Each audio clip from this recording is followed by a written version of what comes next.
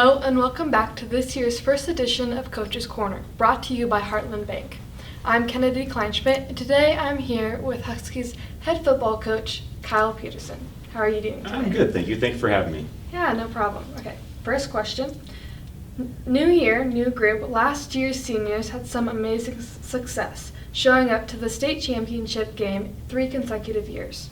Who are the players who are filling the spots to help you continue that success? We had a few players last year that had a chance to get some pretty good experience because a few of the seniors that you had mentioned maybe battled injury a few times throughout the year. Maddox Egger would be an example of a kid that spelled Carlos Colazo late in the season with an injury and performed really well, and obviously we have really high expectations for him. Booker Shireman played a lot of quarterback because of an injury to Drew Knuths.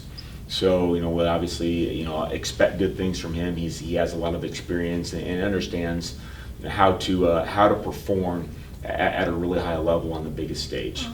Awesome. At the receiver positions, obviously there were a lot of more unknowns there. Really, Tyson Dvorak is the only kid that returns with a ton of experience.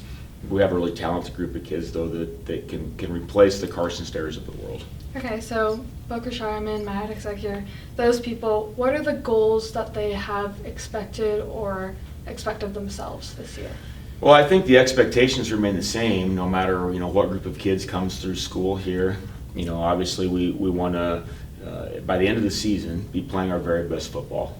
We realize that as a young team, we're probably not going to be playing our very best in week 1. But they trust the process. They understand that it's a long season with a very difficult start to our schedule. And we're going to learn a lot about our team in those first couple of games especially. The expectations don't change. The faces, though, and the names in the newspapers change quite a bit. And you're going to see that with this team. So this week, 100-degree weather like all week. I don't think it's going to like 80s maybe tomorrow, and that's it. It's changing practice schedules all around the state. How has the heat affected your practice? Probably just like everybody else. We've had to practice in the mornings. It's not something that is new to us, though. Obviously, coming off of 2 days, we practiced in the morning that first week before school started. And our kids practice. We practice on Wednesday mornings throughout the football season.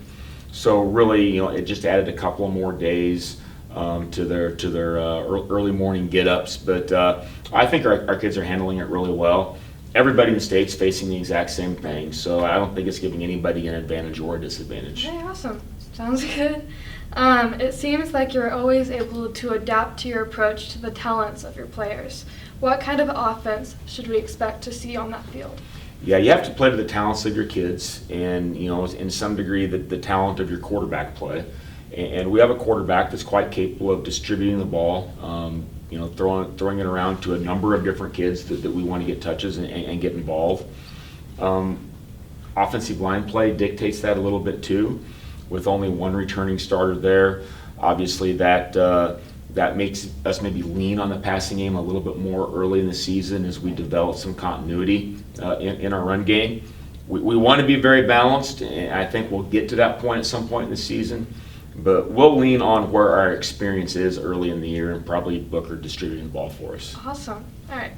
Last question. Northwest is coming up this week. What are you expecting to see from the Vikings? They're very similar to us. They had a very talented senior class that they lost to graduation, and they have very few returning starters coming back.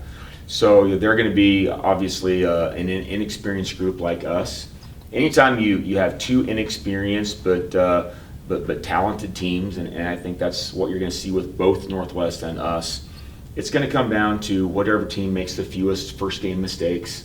Turnovers, penalties, those types of things will play a really important part. The team that makes the fewest mistakes will probably win the game. All right, awesome. Well, that's all I have for you today. Thanks for tuning in and enjoy the rest of your game.